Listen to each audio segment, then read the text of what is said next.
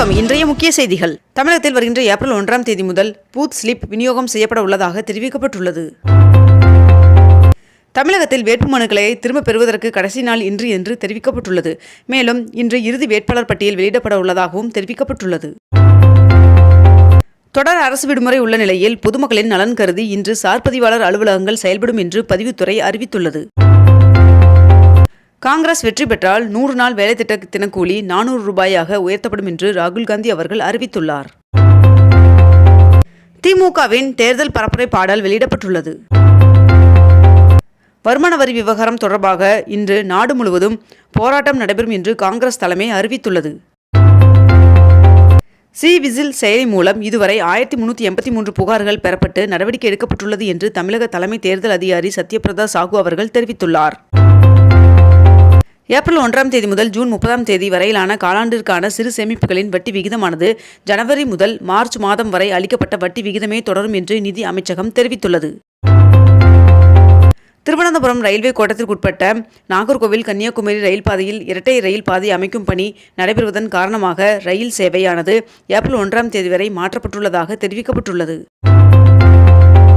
அனைத்து தனியார் நிறுவனங்களும் வருகின்ற ஏப்ரல் 19ஆம் தேதி ஊதியத்துடன் கூடிய விடுமுறை அளிக்க வேண்டும் என்றும் மீறினால் கடும் நடவடிக்கை எடுக்கப்படும் என்றும் எச்சரிக்கை விடுக்கப்பட்டுள்ளது.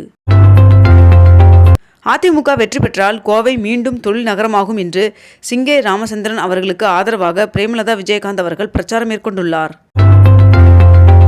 விருதுநகரில் உரிய அனுமதியின்றி ஜீப்பில் கொண்டு செல்லப்பட்ட 5 கிலோ 300 கிராம் தங்க நகைகள் பறிமுதல் செய்யப்பட்டுள்ளது. ஆரத்தி எடுப்பவருக்கு தட்டில் மறைத்து பாஜக மாநில தலைவர் அண்ணாமலை அவர்கள் பணம் கொடுப்பது போன்ற வெளியான வீடியோ குறித்து ஆய்வு செய்து விசாரணை நடத்தப்பட்டு வருவதாக கோவை மாவட்ட தேர்தல் அதிகாரிகள் தெரிவித்துள்ளனர். முன்னாள் முதல்வர் OPS அவர்களின் பெயரிலும் அவரது மனைவியின் பெயரிலும் சேர்த்து 9,79 லட்சம் ரூபாய் சொத்துக்கள் இருப்பதாக தேர்தல் பிரமாண பத்திரத்தில் தெரிவிக்கப்பட்டுள்ளதாக தகவல் வெளியாகியுள்ளது. மெட்ரோ பணியின் காரணமாக OMR சாலையில் போக்குவரத்து மாற்றம் செய்ய உள்ளதாக போக்குவரத்து காவல்துறை அறிவிப்பு வெளியிட்டுள்ளது. சென்னையில் தேர்தல் பணிக்கு வராத 1500 அரசு ஊழியர்கள் ஆசிரியர்களுக்கு விளக்கம் கேட்டு நோட்டீஸ் அனுப்பப்பட்டுள்ளதாக தகவல் வெளியாகியுள்ளது.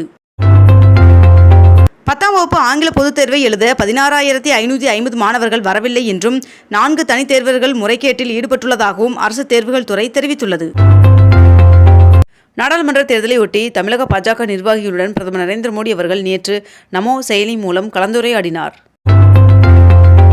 நாடாளுமன்ற தேர்தலில் போட்டியிட தமிழ்நாட்டில் 39 தொகுதிகளில் 1749 மனுக்கள் தாக்கல் செய்யப்பட்டிருந்த நிலையில் 1085 மனுக்கள் ஏற்கப்பட்டுள்ளதாக தேர்தல் ஆணையம் தெரிவித்துள்ளது.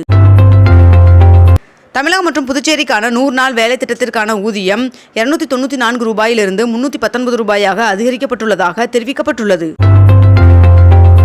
உதவி ஆட்சியர், உதவி காவல் கண்காணிப்பாளர் உட்பட 93 பணியிடங்களுக்கான குரூப் 1 தேர்வு முடிவுகள் வெளியிடப்பட்டுள்ளது. மத்திய உள்துறை அமைச்சர் அமித்ஷா அவர்கள் 2 நாள் பயணமாக வருகின்ற ஏப்ரல் 4ஆம் தேதி தமிழகம் வருகை தர உள்ளதாக தகவல் வெளியாகியுள்ளது. நிதியாண்டின் கடைசி நாள் என்பதால் வருகின்ற மார்ச் 31ஆம் தேதி வங்கிகள் செயல்பட உள்ளதாக தெரிவிக்கப்பட்டுள்ளது. TNPSC குரூப் 1 தேர்வு வருகின்ற ஜூலை 13ஆம் தேதி நடைபெற உள்ள நிலையில் நேற்று முதல் வருகின்ற ஏப்ரல் 27ஆம் தேதி வரை விண்ணப்பிக்கலாம் என்று தெரிவிக்கப்பட்டுள்ளது. சென்னையில் இன்று 22 கேரட் ஆபண தங்கத்தின் விலை சவரனுக்கு ஒரே நாளில் 1120 ரூபாய் அதிகரித்து ஒரு சவரன் 51,120 ரூபாய்க்கு விற்பனையாகிறது. அதேபோல் ஒரு கிராம் வெள்ளியின் விலை 80 ரூபாய் 80 பைசாவாகவும் விற்பனை செய்யப்பட்டு வருகிறது. இத்துடன் இன்றைய தலைப்புச் செய்திகள் நிறைவடைகின்றன. மேலும் இதுபோன்ற அண்மை தகவல்களை உடனுக்குடன் தெரிந்து கொள்ள நமது அக்னிபூ சேனலை சப்ஸ்கிரைப் செய்து கொண்டு தொடர்ந்து இணைந்திருங்கள். நன்றி, வணக்கம்.